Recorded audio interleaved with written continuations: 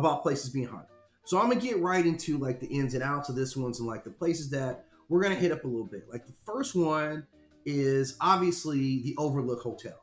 Now you probably remember if you probably remember the Overlook Hotel from a couple of big movies. I think recently like Mr. Sleep or Dr. Sleep. Like if you checked out Dr. Sleep, or if you're curious about Dr. Sleep, that's where it goes down. Dr. Sleep is at the Overlook Hotel. It kind of centrally features it, but even previously it's featured in Stanley Kubrick's film, like most famously from Stanley Kubrick's film, The Shining, right? And it was laid down like, it's a really beautiful story in terms of like mythology and all that stuff. I don't know if they sold it. At least I wasn't getting it. It's a really beautiful story in terms of like when it came out. Maybe because I was man, you want to live near, who wants to live near a haunted place? Like, man, you're a savage, brother. You're savage for that one, man. Okay. So we got someone who's a taker on haunted places. I'm not going with you, okay? I refuse to go live at the haunted place with you. I'm not hanging out there, like never, okay? So, but we gotta reckon with that there are these haunted spaces that are out there. And it's better, okay, you are a savage girl that you want to hang out in some haunted places. I'm with you and I fully support you. So let's talk about what you're going to be facing at some of these. So if you got to figure it out, let's go into it with some knowledge, right? This is actually what we're here for, is to share some knowledge and figure out how we navigate all these haunted places that we have to work our way through, right? So the first one's going to be the Overlook Hotel. And like I said, this is classic right here. Now, I'm going to tell you guys, I'm going to give you guys like a spoiler alert. Every single one of these places is built on a native or indigenous burial place. Every single one of them is related to the burial sites, right? You'll see them, right? The Overlook Hotel. This is the Freely House. This is the neighborhood from Poltergeist. This is where Poltergeist starts at, because again, you're buried on top of somebody's like bones and all that stuff. We saw it in the pool section, right? So the next place we're going to look at is the Mythlab burial site. Now, the Mythlab burial site is important because it's a burial site and it goes bad. This is what you guys have seen in Pet Sematary. If you watch Pet Sematary, any of them, it always references this place. And they've done a great job. And here's the thing. This is the scary part. A lot of this stuff is all coming from Stephen King. At least 2 of these stories are Stephen King stories, right? Pet Sematary, I always do that. Pet Sematary and the Overlook Hotel, those come from that kooky mind of Stephen King. I'm telling you, this guy's absolutely insidious, and we have to really start watching. We need to monitor him more because he knows about stuff that's happening, right? He knows what's going on. And he's got to let us, the rest of us, in on these secrets. Like, what's getting ready to happen, Stephen King? Are there aliens? Are there monsters? Whatever. But I'm paying really close attention to his work because I want to know. And this is the only way that you can fully get it in is by paying attention, right? So I'm going to pay attention to this. So this hotel is, as I would call it, this is a sentient structure. This place is alive. Like, this place has an entire personality. This place has intent, right? That's what's really scary about this place, is that it absolutely has intent. It has decided that it wants to do some stuff, right? It wants to suck your energy. It's like an amplifier for all this energy that we see coming in. And it looks out for very specific people. So it's looking out for specific people, but you can still get caught up in all the aftermath. So don't feel like just because you ain't shining on the inside that it doesn't want to devour you too, because ironically it still does. Okay, so this place comes, like, it's primarily known from the film. Kubrick's film comes out in 1980. The novel was written in 1977, and this is a fictional location that is in Colorado. So we know it's in the Colorado Rocky Mountains, 100%. Okay. The exteriors are based on actual real hotels. So let's see if I got a better look at this for you guys here. So we can kind of look at this space and evaluate it a little bit better, right? Okay. Okay, so this is it. So you guys get the setting. This is what it feels like on the inside. And I know it's mad deceptive because it looks mad cozy. Like, it looks like it's cozy up in here, right? It looks like you would just chill out and be in this space and everything will be great. Look at the outside. It's all snowy. You know, I've got some hot cocoa. I'm really ready to lock in. And the idea was that, you know, Jack Nicholson was going to go here with his family. He's a writer. He's getting paid just to kind of maintenance the place. keep the furnace going. Like it's their complete like nobody's here season. They got tons of like extremely high quality food. This great kitchen. I think like Scatman Carruthers might be around to clean up. I don't know what Scatman Carruthers was doing there, but he was there too. And the idea is that you go to this hotel and all you got to do is like make sure to keep the lights on, keep the furnace on, don't let anything go off. Any disasters, like you're just there to watch it. But you can spend the rest of your day writing on your novel. Your wife can just hang out; she doesn't do anything, and your kids just like running around the place. All this stuff is really inviting, especially when you're getting a paycheck along with that. Except your kids wanted The Shining, and that's exactly what this place wants. It wants it. That furnace wants your kid. So this place like really stands out. Like right out of the bat, like they give some early years on the construction. So they say this place was built in roughly like 1907, was completed in 1909. Now, in this scene early in the movie, they specifically say that it was built on an Indian burial ground and that workers had to repel a few Indian attacks during that construction. So that tells us a lot, that this place is highly disputed. There's a lot of charge here. The natives around here are like, yeah, don't build on this. This is something sacred for us.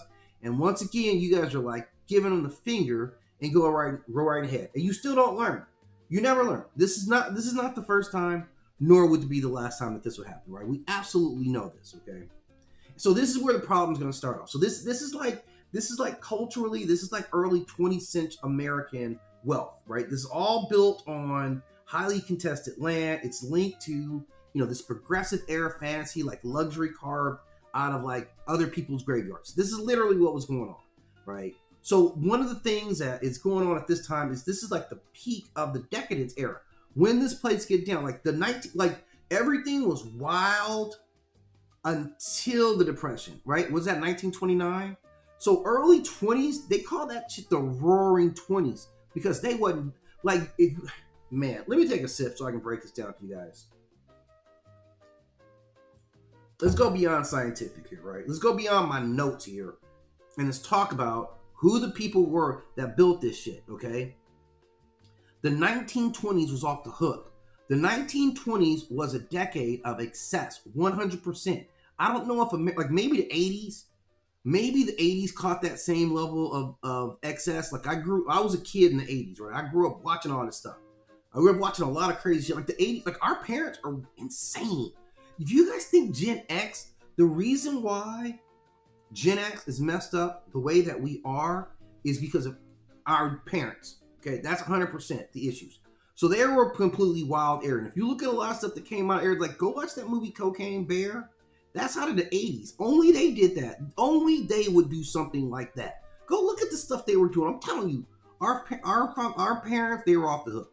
The 1920s is historically off the hook. They were historically the Roaring 20s. That's all you hear about. Party and bullshit. That's who these guys were. And then the crash, right? Laugh now, cry later.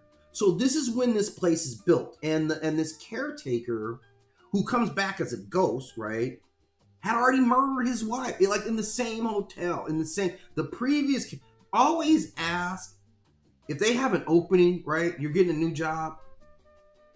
And you're like, hey, you're replacing the last caretaker.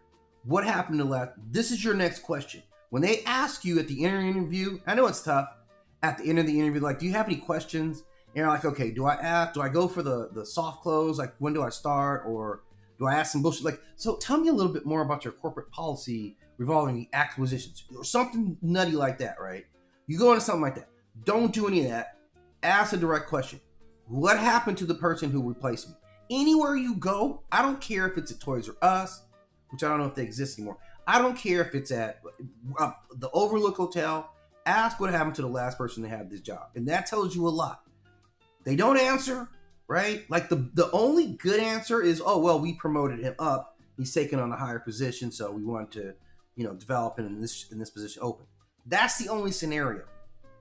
Anything else is probably like, oh, he left the company. Well, why did he leave the company? That's not a bad one, right? He sought some greener pastures. That's totally okay.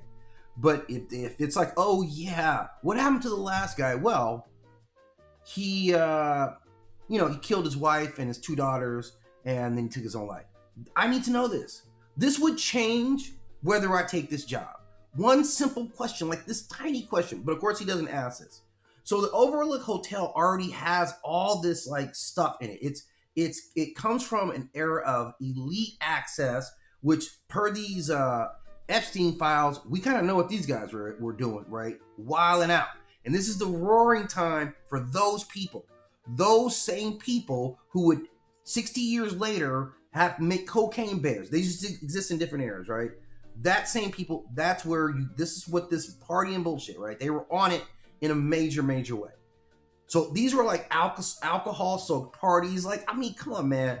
This was wild. This nuts. We need to talk more about the Roaring 20s, man. Absolute off the hookness, right? So this is the spine of what we got, right? The ownership has changed hands, but the pattern of the hotel hasn't, right? Different people come in and buy it. The caretaker is always you're always the most at risk for a place like this. Always. Because you're the caretaker. Not the builder, right? Not the guy who bought it. Not the guy who, ordered the construction. The guy just working every day. I got problems with that, but we'll talk about that part later too, okay? But the main thing is that now you're in this isolated location. This is what makes this terror almost worse than any of those. This one is actually singularly worse than all the others because you can't get away. That's a thing that's built into this place. It's a snowbound mountain resort. At best conditions, you're several hours away from town. Road closures. It's winter, so that's why nobody comes up here, because it's winter. The road closes. So, like, look, you're out there. You just have to plan on whatever's going on. You're just gonna be out there. If somebody gets sick, too bad, right? So, this is during the off season. During the busy seasons, place is cranking. It's a luxury hotel. It's right for picking, man, right? This is a different time.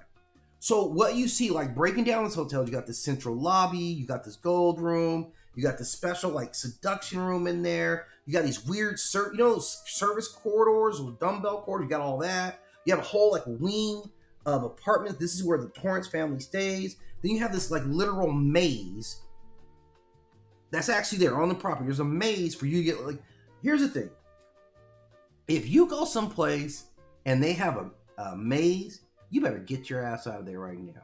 I am not playing with you guys, right? This is the height of you better run. There's a couple of scenarios where you better run, and this is one of them. Because I'm going to tell you right now, there is nothing good about a maze, right? Mazes are only good when they get you lost. That's it, okay? And whoever took their time, think about how insidious the person was who sat down and said, first of all, he had the idea that I need a maze. That's an absolutely ridiculous person. That's a savage at a whole different level, okay? He sat down and said, I need a maze. And then constructed one. And they never make them easy because what's the point, right? So if you see a maze, run. But clearly they don't. I mean, there's all types of points in this film. Now, that part was not in the novel, okay? But it was added to the film. So yeah, I think it gave more of a visual. But overall, this is the mythology here. Now, this is the thing. Like, the layout, the spatial relationships of this building have an absolute psychological effects. It's extremely disorienting because you go down these hallways, everything looks the same. Everything's the same. It's supposed to, but everything looks the same.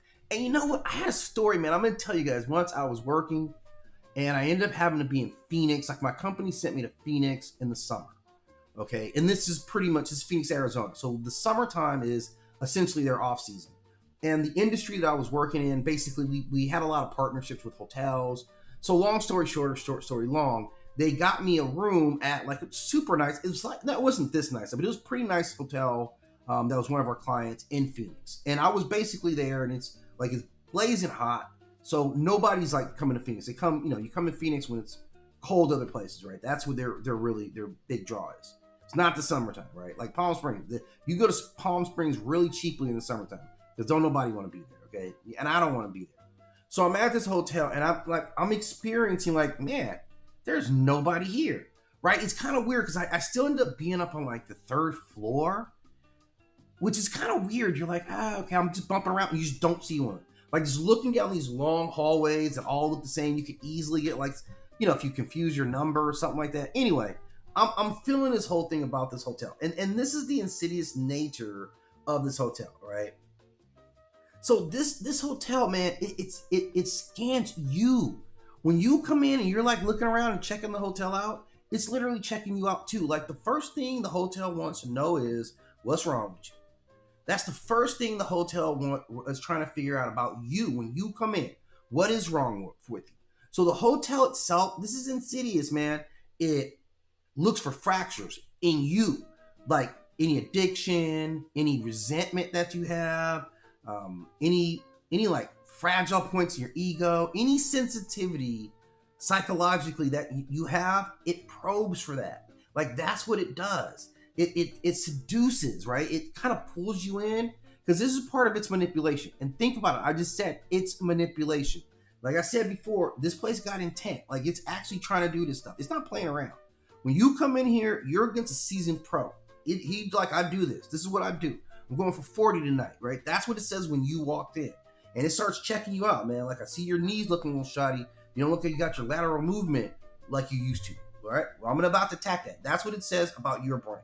So although there are ghosts there, this is not necessarily just a house full of ghosts. It's actually a place where it's putting together your identity. Like this place is actually profiling you. And it gets right, I don't know how, but I guess it's got telepathy or, mental abilities, obviously, because it gets inside of your brain and it digs out everything that you got problems with. And then you start to see physical manifestations. Like that bartender wasn't really there. I don't know if you guys haven't watched the movie, that's not going to make any sense, but there was a bartender who was serving drinks and he wasn't really there, okay? The other day I caught up the stairs, saw a man who wasn't there, passed him the stairs again today, right? That whole that was a dude, except he's serving up drinks. So he's the manifestation of Jack's addiction history. He manifests, like they went to Jack's Noodle and they're like, what? They're just poking around. Oh man, you drink too much. Okay, you drink too much. Now we're going to put this right in front of you, okay? Then you see him like weaponizing his simmering resentment against his wife. Like he explodes that on poor Shelley Duvall, okay? And she was the perfect person to look scared. She looked scared all the time.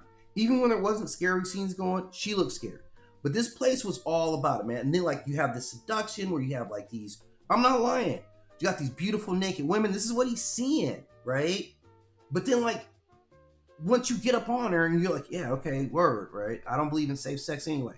Once you get up on her, then she starts to decay, right? So that's what this hotel is. I'm going to show you what you love. And then right at the moment when you think you got it, it laughs in your face. It's to psych your mind with a dead body. That's as poignant as it could possibly get. Then there's this blood elevator, right? And then I know you got like the blood elevator. And I've seen some other films copy this blood elevator, but Stanley Kubrick is the one who did this. He deserves mad props, right? Like the symbolism of an elevator, like the whole tour, it's insane when you talk about like this place is manifesting this stuff just with you. That's it. Not everybody even sees it. Other people there might not even see it. It's very specific, which works into the isolation. And then there's these weird kids, where these two little weird twins walking around this place, just appearing out of nowhere and just trying to lure you into places, right? Like this, they were from like an old folk. Like, these kids have been around since like 1921. They're still around the hotel. And they died in the hotel, and they keep coming back with the living.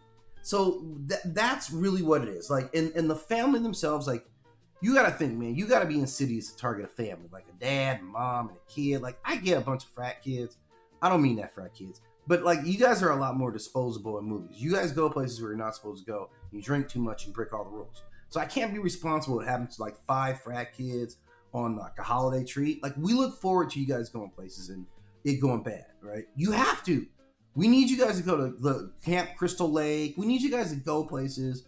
We need you to go to the lake where the piranha monsters are. Like, we've accepted that a lot of you guys in your frat boy years, you're not going to make it. In your sorority years, for movie culture, we've already accepted that you guys got to go bye-bye.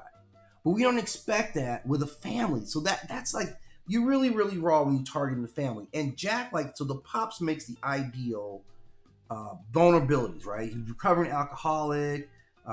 He actually had fucked up the kid when he was drunk one time. His career was on stuck right now. He's a writer, so he had resentment. Now I got a wife, financial stresses. Like he was hell bent for that. So everything was just right for him, and the grandiose nature of the hotel, it just fed right into it. But the whole thing is that like it's targeting the whole family. Like Shelley Duvall is completely scared because she's been traumatized. So she's highly anxious. Like she was primed for this. And then the boy who's special he's telepathic and clairvoyant. So he's exactly what the Overlook wants. It's a transmitter. It's a receiver. It's the way for hotels to speak to people, and it wants to use him. So it wants him and targets it, right? But the threat, so there's a lot of threats going on here. This is what you guys are going to have to be ready for when you get up here. I'm going to lay everything out for you. And don't pick this up, okay? You're not going to make it out of this if you miss any of the rules I'm about to lay down to you. I'm going to wait for everybody to get a pencil, okay? All right. Just remember it then if you don't have a pencil. That's fine. You're not going to remember it, but whatever. You have different threat levels when you step into this bad boy, right? First, you have real environmental threats. This is winter isolation. This is snow that cuts off roads. You have hypothermia risk. You have, especially in this maze, you get trapped in this maze, you're going to freeze to death. You have limited escape paths. Like you have a snow cat, but that's your only point of like exit, right? That's threat number one that you have to be consciously aware of when you go up there with your family and don't come back, okay? The second threat is psychological, right? It's cabin fever. It's monotony. Like these are real things, even without a ghost being around. These are just real things. You start getting just amplification of addiction and resentment being isolated together. You've been around, like, when your cousin comes over and stays too long and you love him until then, that like a family can work like that with a husband and wife and a kid. You're running around riding your scooter. You know how it is. This is what's going on with this family. Obsessive work cycle. So you're working all the time at this hotel. Another thing that's going on, right? So all this stuff, then these weird like visual apparitions, voices. Can you imagine what that's like? I'm gonna chill for a moment and sit in that moment.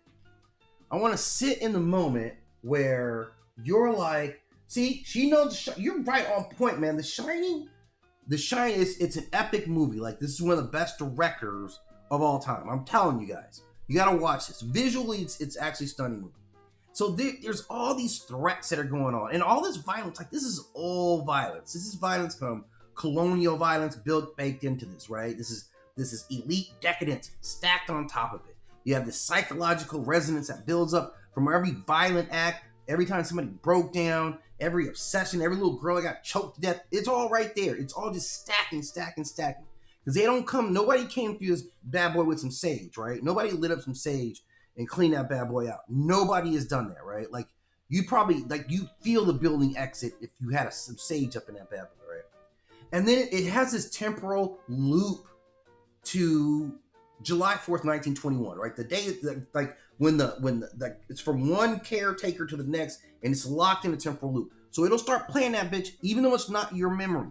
It's gonna play it. So it's coming at you with a lot of ways because it knows you're not gonna get out of there, right? It's all bad business, right? And then like in the film, Jack dies, right? He had to go into the maze and sacrifice to his own inability to navigate the day. He got in there and he couldn't get out of the maze, and that killed him. And Wendy and Danny survive, and the house doesn't get them in. But it would attach to Danny, and he would come back years later in Dr. Sleep. Like, it was brilliantly like how they hinted. Too bad it took so long to get to this. But the labyrinth, all this stuff is like truly, truly insidious, okay? So the next one I'm going to talk about here is another really important one. And man, this is one of the more powerful images from my childhood. This is the Freely house from Poltergeist, right? And I'm going to tell you why this is significant. This is the 80s, okay? Now, growing up in the 80s, our parents didn't have TVs like we did. Like our parents' generation, they didn't have TVs like seriously, like my grandpa tells me about like when they got their first TV, and like nobody else had a TV. So everybody wanted to come over there Yeah, poltergeist. See, man, I'm clicking with you. I'm clicking with you. Okay, poltergeist attack TV culture. Like you got a TV on. Like we're the first people to start leaving TV on at night. That was our generation. Our parents didn't do that. And here's mainly why: is because it ain't nothing on. You guys below Gen X, you guys all grew up in an era where TV doesn't go off, right? You can leave your TV on all night long, and it's always gonna have something going. That TV wasn't like that. TV used to close. They used to be like, okay, and they lock that bad boy up and go home, right? And then you start creeping, and like later TV was really weird. Like stuff that came on late, 10 o'clock, 11 o'clock. At that time, you was getting some weird stuff, some scary stuff, but some weird stuff. So this is where they start to attack us, because remember, this is where the poltergeist comes through. It enters through the TV. And you saw they do a scene in there where the guys are fighting over their clickers. We was the first one to start getting clickers. Our generation, like I would have been Carol Ann's. Like I think I'd have been Carol Ann's when this came out. Yeah, I was probably I'm older than Carol Ann, right? But I would have been in like her generation, right? So our parents were the ones fighting over the clicker wars, because we were the first ones to start having clickers on TV. We're the last kids to have to go get up and go change channel on TV for your parents. We're the last ones that had to do that.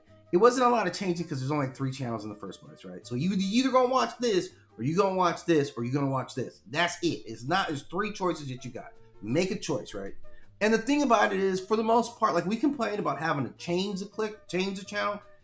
You back in that day, you just kind of stay locked in. If you were on this channel, you might watch a channel the entire day. You might watch all their programming. It was different TV time. But whatever. Now they're in this TV environment. This is the 80s. Right? And again, I started talking about like, okay, the rolling 20s, we're coming out, we talked about the rolling 20s. This is the 80s. 80s is also a time of excess. This is important to the story, that the 80s is also a time of excess, and they also build this bad boy over an Indian burial ground. Once again, like I said, they don't learn. They don't want to learn, right? So again, you're just going to repeat the mistakes of the past and build an entire community now on these Indian burial grounds. It's not going to be a problem, guys. It ain't going to be a problem. Don't worry about it. And all right, I'm with that, okay? I'm clued, but you better be ready to make some changes in your lifestyle later. So they move into this place. It's called the Cuesta Verde subdivision, right? And this is California. This is my home state. Like, we have places like that all the time. So it's upscale. This is where we first started to get, like, these are our first, like, we're going to have some mini mansions later. This is the start of the mini mansion. Like later, these places just get bigger, and these neighborhoods get just more like complex. Like that's kind of like, now I live in a rural area for the first time, but I've always lived in like subdivisions like this, and yeah, it's life. And I think they do a great job of reflecting that. But we're always building on somebody else's stuff, right? So you get this new home division, right? The pops for the Freely family works there, so he's got a great deal. This is like the American dream, right? And built over a cemetery. I want you guys to understand the symbolism of how they were building over a cemetery. That's not lost. They were making an indictment about what our culture, right, civilization was, right? But that's a whole different point. But this is all about corporate negligence. Like, we're getting into corporate negligence. And man, the 80s, man, I will say the 80s was the 80s, was the era of like, yeah, fuck these corporations, right? They were. You got a lot of movies in the 80s about how bad corporations were, like Silkwood, like the nuclear companies, and like the strike breaking, like coal, all that stuff. We get into why corporations are. So you're built over this like subdivision, and so you've already got this is the ultimate 2-story suburban home. This is the family, like the 3 point, like she should have been pregnant this time, like 3.2 or 2.3, whatever. The kid had already came out. So you see this like warm, inviting experience, toys, family clutter. The TV glow is a part of this. Glow of the TV is like, oh, this is a family. Everyone gathered in front of the TV, and we all fell asleep. Like on a Friday night, like, a family could gather around movie time on a Friday night. Like that actually might be the whole activity, right? And then we look at it, and it's like there's no like weird spatial things. There's no like weird angles or geometry. The house psychologically feels safe. At this time when we're looking at this, nobody's expecting what was going to come out of Poltergeist because it hadn't existed before. We never saw this. What are you talking about? This house is haunted. Really, like those are one-offs. But for an entire neighborhood, the way this goes down, And what they get out of it is all these restless spirits underneath it, okay? And I'm going to be really honest, man. I'm going to tell you right now, there's not a lot you can do in this scenario except not live here. That's like, I would say, okay, if you're of the ilk or the mindset that, okay, I'm going to move into this spot and I'm burning some sage in this bad boy immediately, right? Immediately, yeah, see, 80. She knows about the 80s horror movies. I'm telling you guys, better get up on it, man. I'll break them down for you guys more. I got a couple of good ones coming for you guys too. So the house isn't inherently conscious itself. Okay, that's the whole thing. The house isn't working against you. That's the main thing. The house is just like a neutral bystander. The house just wood and got built over a place, but it becomes a portal, a gateway for all this, energy to come through, right? That starts to channel through and starts exploring the land because the land is destabilized. The house becomes just interference for that. So what you see is immediately TV static communication, which is like, oh, they start off and they really lure you in on this one. They really lure you in, right? First, it's talking through the TV, like, let's static, okay? Then it's like, let's move some furniture around. Ha ha ha. Ooh, you're all like excited. Look at this, mommy, we're moving some furniture around. Then the chair's sliding. You're like, oh yeah, the kids are amused. This is fascinating stuff what we're experiencing. All the adults are kind of caught up in the wonder of it. I would have moved out of that bitch already. I'm going already. I'm telling you right now, the first time, I don't care even how long I've been living in the house. The first time a chair slides across the floor, I'm out. I'm selling that bad boy. You can manifest for the next people coming in. I'm getting up out of here, okay? But they don't do that. And then, here we go again. Immediately after that, now it's physical attacks. Things start getting a little nuttier and a little scarier, right? The tree assault. Remember the tree?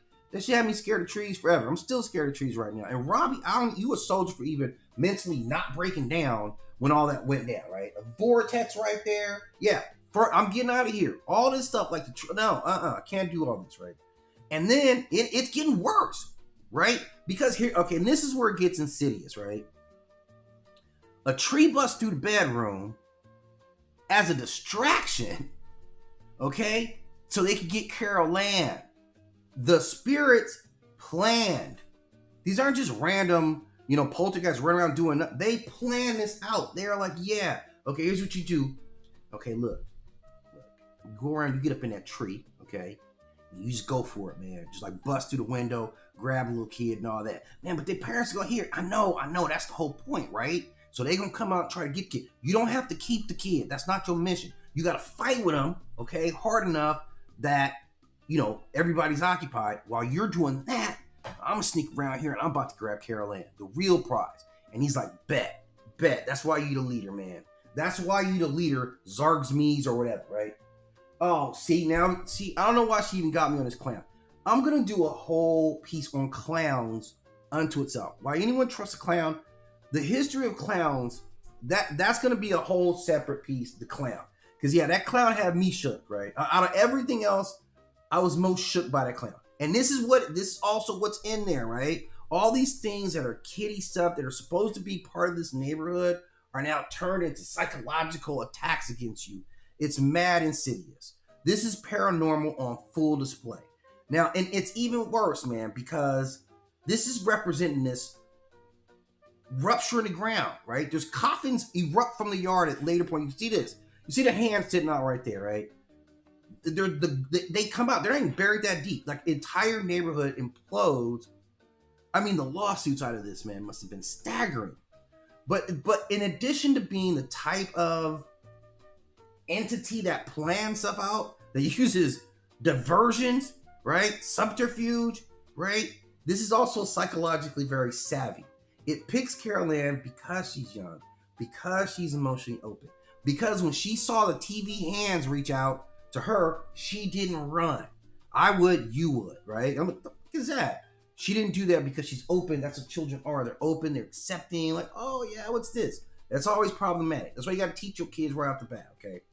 So it like, she's receptive to his communication. She's not cynical. She doesn't resist. Like, she's like, hey, what's going on? It's cool for her because she's still shaping her concepts of the world. Now, the parents try to be rational, corporate. They're the good parents. The mother is like emotionally intuitive. She's very protective. She's actually more willing to actually believe in the supernatural. That starts right off the bat. So she's down with it.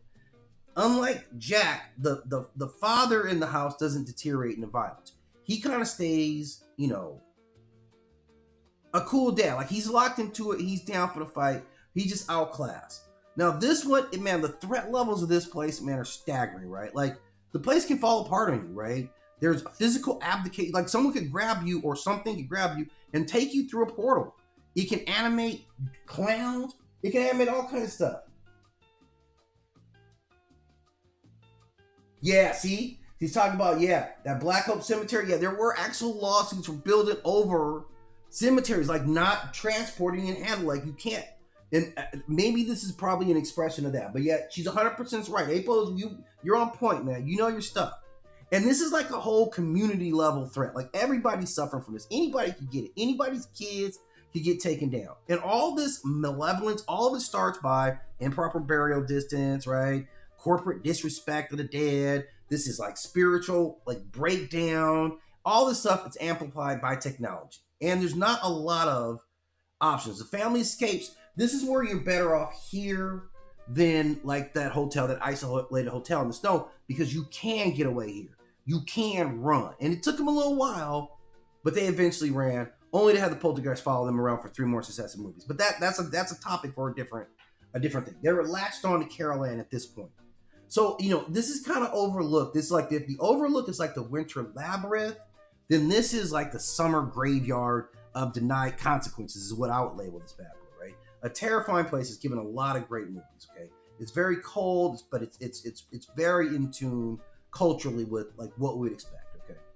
And it sets the tone. I think it captured a lot of culture, a lot of actual American culture was captured in that film. This is the stuff that we should be afraid of, okay?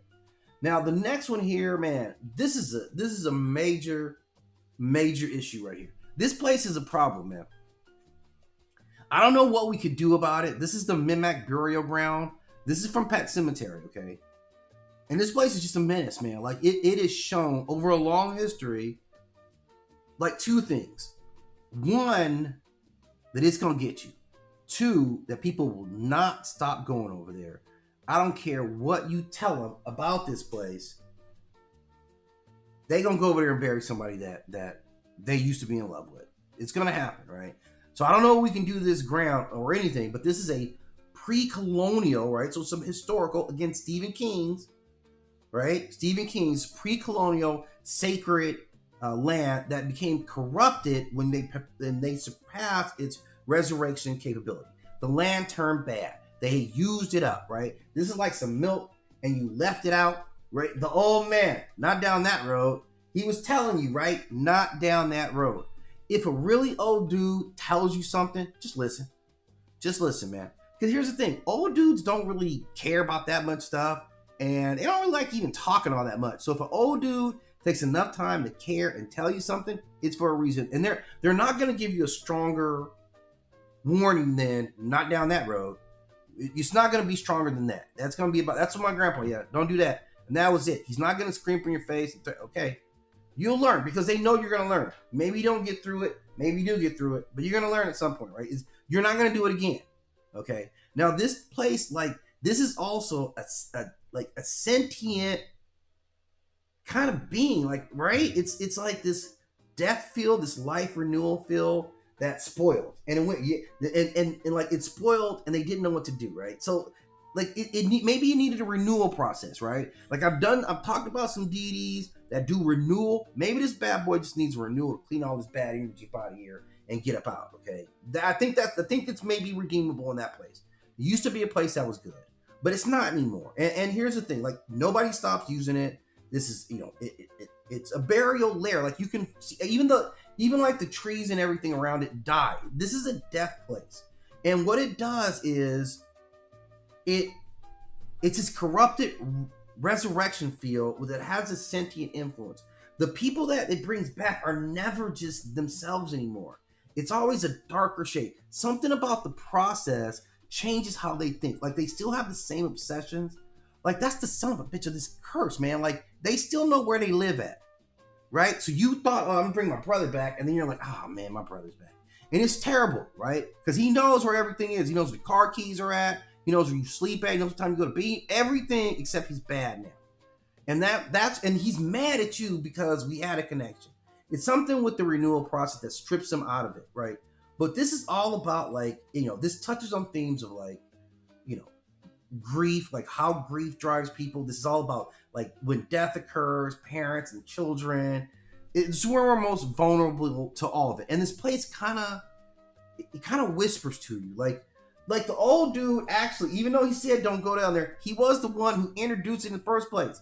So if you hadn't even said anything about it, he would have never been like, oh, there's a place I can go bury my dead son and bring him back. So he holds some responsibility there. But you're right about old people in general. And this place, like, once you're buried in it, like, this is the transaction, okay? Well, I bury you, die, you get hit by a diesel truck, I bury you in the sacred soil, you come back within 24 hours, but you're never, like, it's clearly faulty. Like, I don't know, man, if you ever, like, I'm trying to think of a good analogy where, like, you use something past the expiration, it'll never turn out right. Whatever you, like, oh, I'm just going to use whatever, right? It ain't going to turn out right. There's a reason those dead batteries aren't good anymore, right? You all load that stuff, you tear your whole car up. Like, you can't do this stuff. They come back, so they still have this decay. They're not fully restored. They're kind of halfway, where they may not be fully healed, even their wounds. So they may still look like exactly what they looked like when they died. So they're not fully healed. Their personalities are distorted. They have increased anger. Emotionally, they're turned off or angry. The first resurrection was the animals. Again, they don't have, look, it's a cat. They're going to do whatever. Then you start breaking the code and you start bringing children back, and it just gets worse. Like, I mean, when you see, like, I'm telling you, this movie changed how I saw little kids. When that little terror said, first I played with mommy, and now I want to play with you, I was like, nah, man, nah. I'm about to be a deadbeat dad up in here because I'm about to beat it, right? Like, you played with mommy and she done. Now you're trying to play with me. I don't know why they wouldn't build a fence around. Like, it did have a fence. The fence was like, there was all this, you had to climb over this stuff to get in there. You had to be intentional about going in there because the landscape was blocking it off. I think, like, in the last one, you see, like, the natives have built some stuff around it, was like, keep out of here. So they did say that. I didn't mean to say native, but like, the indigenous people have built that, right? And then, like, once it does this thing, it sends everything out, right? You get hallucinations, you get premonitions. It's like a straight up decay. So this type of threat, man, it's mainly a physical threat. It's psychological, but it's math physical, because that dead person is going to manifest in your face, and it's going to work on everything. Now, the whole, like, reason this place is bad, it had a force that was embedded in there that was good and became corrupted, right? I'm at the house. Yeah, they had a very active road. Yeah, my house is right here. There's the interstate right there, right? Like, yeah, you asking for it, man. You're 100% asking for it. And I have young kids. So, yeah, that's bad math all the way around. Like, that's the first thing I probably do is get a gate put up, right? That's not even a stop, right? There, maybe they would have developed that, but yeah, I would have, like, yeah, that was a major problem. So they got punished for, like, being bad, like, having some bad parenting skills. The thing about Pet Sematary is, like, you have a low survival rate because, one, you're probably not going to identify it fast enough. If you went there and you buried somebody there, you're already, it's bad business for you, right? So we see 3 very insidious places, all associated with, like, ancient burial grounds.